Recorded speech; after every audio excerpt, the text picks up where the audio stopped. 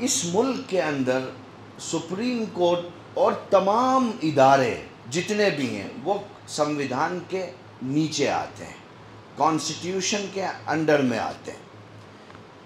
Constitution में वाज़ेह तौर पर अक़लियतों को ये हुकूक दिए गए हैं कि वो मज़हब की बुनियाद पर और ज़बान की बुनियाद पर अपने तालीमी इदारे बना सकते हैं। आप देखेंगे आर्टिकल 30 क्लोज़ ए को देखेंगे, आप 25 को देखेंगे, फ्रीडम ऑफ रिलीजन की बात की गई है, आप 26 को देखेंगे, आप 29 को देखेंगे।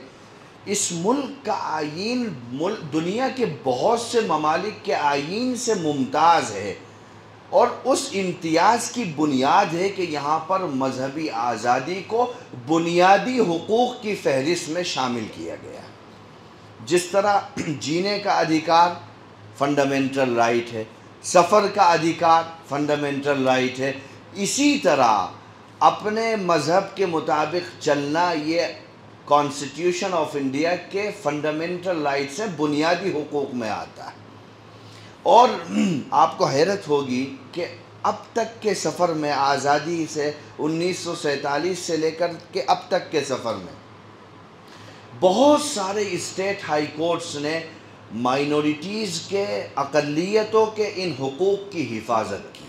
कॉन्स्टिट्यूशन प्रोटेक्ट न करता तो डी.वाई. चंद्रचूड़ जो सुप्रीम कोर्ट के चीफ जस्टिस थे वो NCPCR वाले मसले पर स्टे क्यों कर देते? वो कहते भाई ठीक है, आप मंजूरी लो, जाओ स्टेट के पास, आप मंजूरी लो उससे जा कर के। लेकिन नहीं, उन्हें भी पता है कि ये तो इनका बुनियादी हक़ है, आप इस हक़ से इनको कैसे वंचित कर सकते हो। उन्होंने, हालांकि ये वाक़या 2 स्टेट का था, त्रिपुरा और यूपी का, लेकिन NCPCR के तमाम स्टेट के जितने भी उनके नोटिस थे सबको स्टे किया है सुप्रीम कोर्ट। पहली चीज़ ये आपको समझनी होगी कि आपको आईन ने क्या क्या हुकूक दिए हैं। और दूसरी बात जो मैं अर्ज़ करना चाहता हूँ, ये तमाम मदारिस के लोगों के लिए बहुत ज़रूरी है कि मुल्क के आईन ने राइट टू चॉइस दिया है। भाई मैं अपने बच्चे को क्या पढ़ाऊँगा वो मैं तय करूँगा, वो उत्तराखंड का चीफ मिनिस्टर तय नहीं करेगा।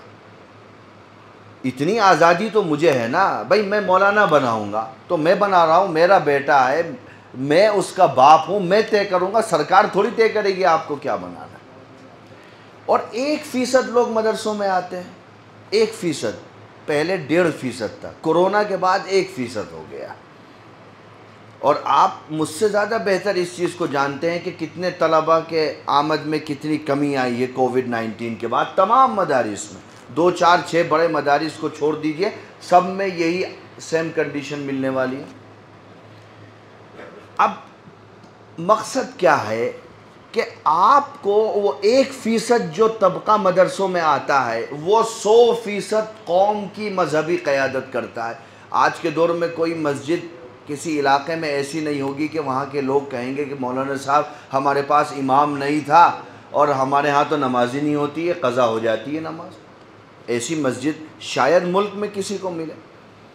कोई जवान ऐसा नहीं मिलेगा कि ये कह दे कि मौलाना साहब मेरे अब्बा का इंतकाल हो गया, कोई नमाज जनाजा पढ़ाने वाला नहीं था, मैंने बग़ैर उसके दफन कर दिया। हालांकि इसी मुल्क में, दिल्ली में 1857 के जिहाद आज़ादी के बाद यही हुआ है।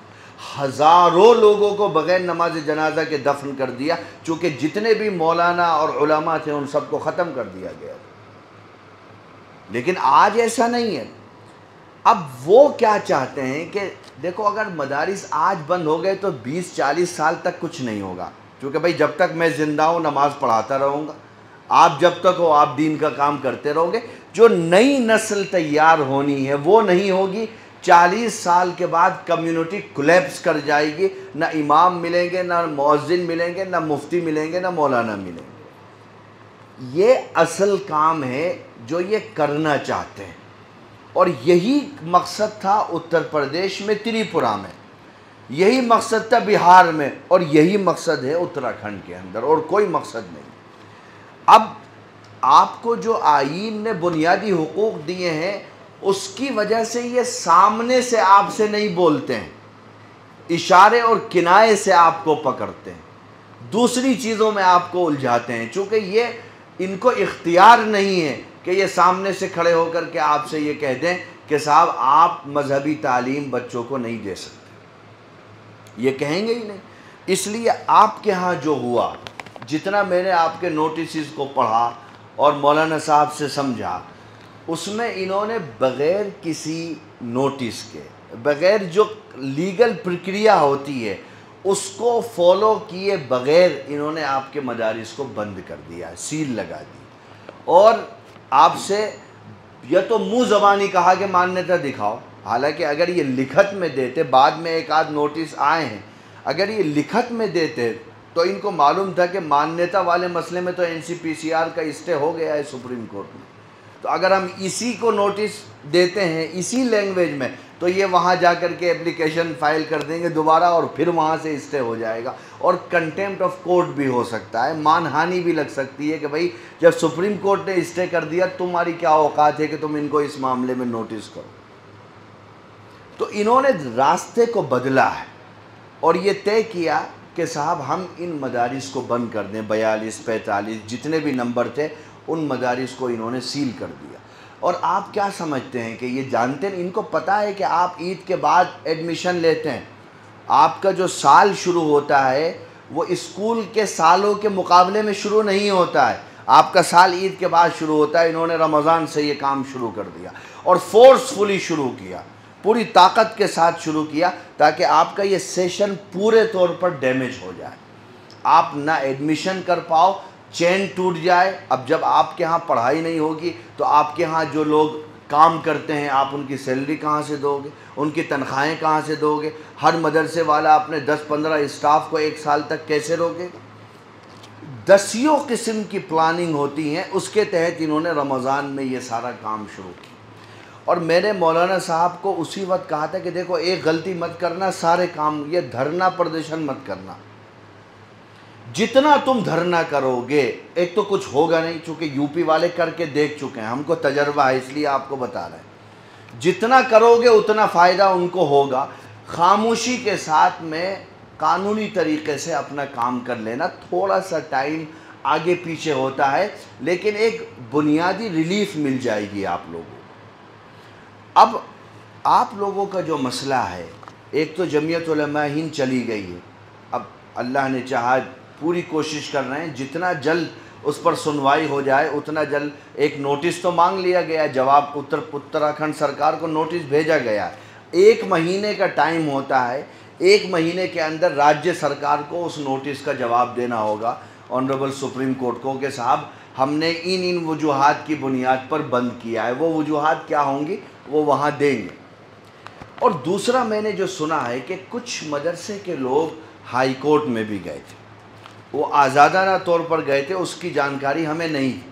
उसमें एक जजमेंट तो मेरे पास आ गया है जिसमें हाई कोर्ट ने कहा है कि साहब हम सील तो हटा देते हैं लेकिन आप जब तक मान्यता नहीं लोगे जब तक आपको चलाने का अधिकार नहीं है। और आप समझो भाई, उत्तराखंड मदरसा बोर्ड एक्ट, उत्तर प्रदेश मदरसा बोर्ड एक्ट, जिस एक्ट से जुड़ने की बात, उस एक्ट में ये कहीं नहीं लिखा है कि हर मदरसे को हमसे मान्यता लेनी पड़ेगी, ये कहीं नहीं लिखा है। तब आप कैसे कह सकते हो कि हमसे मान्यता लेना ज़रूरी है? भाई अगर कोई कानून बनाती है सरकार तो सब पर लागू होता है कि भाई इसके ख़िलाफ़ जो करेगा उसकी सज़ा ये होगी। जैसे RTE है, उसमें हमारा गुरुकुल को बाहर कर दिया गया है। कोई स्कूल अगर मान्यता के बगैर चलता है तो उसमें सज़ा का प्रावधान है कि भाई अगर आप मान्यता नहीं लोगे ये काम करो, ये जुर्म करोगे तो इसकी सज़ा ये जुर्म करोगे तो। जो उत्तराखंड मदरसा बोर्ड एक्ट है या उत्तर प्रदेश मदरसा बोर्ड एक्ट है या और राज्यों में बिहार का एक्ट है, बंगाल का एक्ट है, उसमें कहीं नहीं ये लिखा है कि लाजिम है कि आप हमसे मंजूरी लें। अगर आप हमसे मंजूरी नहीं लेते हैं तो आपको चलाने का अधिकार नहीं है। जब ये लिखा या तुम्हारे एक्ट में ये नहीं है तो तुम कैसे बाउंड कर सकते हो कि हमसे मंजूरी लो? अगर हमसे मंजूरी नहीं लोगे तो तुम नहीं चला सकते। ये तो एक्ट में कहीं लिखा ही नहीं। इसलिए इन तमाम चीज़ों को लेकर के ही NCPCR वाले में उस एक लाइन को गैर मान्यता प्राप्त लाइन को चैलेंज किया था सुप्रीम कोर्ट में, और उसमें स्टे हो गया है। अब चूँकि आपके यहाँ चीज़ें किसी जगह पर कुछ हुई है, किसी जगह पर नोटिस आ गया कि साहब नक्शे के मुताबिक नहीं बना हुआ है, मदरसा आज सील किया है, नोटिस 15 दिन के बाद आ रहा है, कहीं 20 दिन के बाद आ रहा है। मौलाना साहब ने जो कारगुजारी सुनाई है उसके मुताबिक बता रहा हूँ, कहीं आ रहा है कि साहब फायर की NOC नहीं है, ये कहीं नहीं है। अब जब एक माइंड सेट है तो वो तो कुछ ना कुछ करके कहीं ना कहीं से तो कमी निकाल ही लेंगे। हमारा और वकील साहब के आने के 2 मकसद हैं यहाँ पर। आपके यहाँ चीज़ें बहुत मुख्तलिफ थीं, अलग अलग चीज़ें थीं। हम एक तरीके से तो कानूनी रास्ता इख्तियार कर चुके हैं, जा चुके हैं, आपके स्टेट गवर्नमेंट को नोटिस इशू करा चुके हैं मौलाना अरशद मदनी साहब की क़यादत में जमीयत उलमाए हिंद। अब हम इस नतीजे पर पहुँचे कि अगर हम स्टेट हाई कोर्ट के फ़ैसले को भी सुप्रीम कोर्ट में चैलेंज कर सकते हैं तो हम इसमें क्यों पीछे रहें। भाई ठीक है, वो एक रास्ता है, उसमें मिसलिनियस एप्लीकेशन लगी हुई है, वो जब भी सुनवाई हो। हम भाई अगर कोर्ट हाई कोर्ट ये कह रहा है कि साहब आप मान्यता लो, तो हम सुप्रीम कोर्ट से कहेंगे कि साहब मान्यता किस कानून के तहत लें, आप बताइए ना। मान्यता लेने का वाजिबी आपके अहकामात कहाँ हैं, ना तो बोर्ड में है। हम तो कह रहे हैं कि सॉलिड राइट है संविधान की धारा की बुनियाद पर हमारे पास में, और न जाने कितने high court, state high court के जजमेंट हैं जो हमें सपोर्ट करते हैं, कहते हैं हाँ भाई हमें अधिकार है।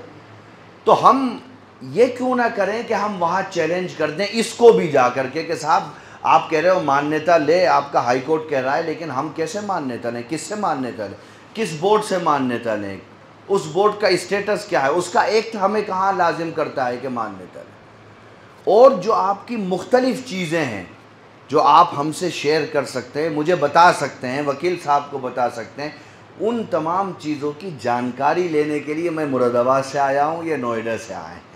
तो इसलिए बाद में मैं बात और बाद में करूँगा, लेकिन उससे पहले मैं चाहूँगा कि आप में से सब तो नहीं, लेकिन 2-3 जो ज़िम्मेदार किस्म के लोग हैं जो जानते हैं, जो मुझे हमें ब्रीफ कर सकते हैं कि आपकी रियासत में क्या क्या हुआ है, तो वो बता दें, ताकि हम इस मीटिंग के ख़त्म होने से पहले एक लाइन तय करके उठें कि हाँ हमें इस लाइन में आगे जा कर के इतने वक्त में काम करना है। ठीक है मौलाना साहब, अब ज़रा